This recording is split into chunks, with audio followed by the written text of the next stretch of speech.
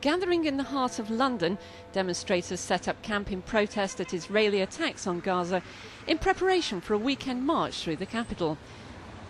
This non-stop 24-hour-a-day vigil opposite the Houses of Parliament in Westminster is calling for an immediate end to Israel's military action on Gaza and an end to the blockade and siege.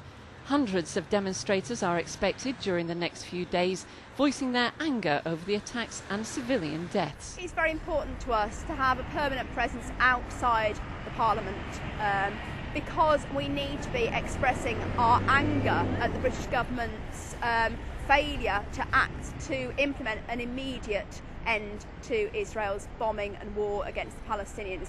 We've seen over 40 people die so far as a result of just one bombing on a UN school. We're seeing Palestinians starving, we're seeing the sewage system collapsing, we're seeing hospitals collapsing because they're not having the essential medicines they need. The situation is a complete massacre of Palestinians, a complete humanitarian crisis, and the government must act now.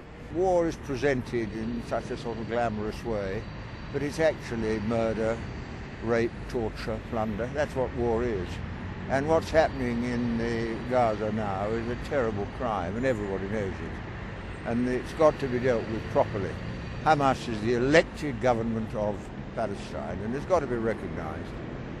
There's no Palestinian state. I mean, they talk about the security of Israel. What about the security of Palestine? There is no Palestinian state. If it was Britain and we were in this situation and our country was being blockaded and we couldn't get food, medical supplies for our children who are dying, what would we be doing?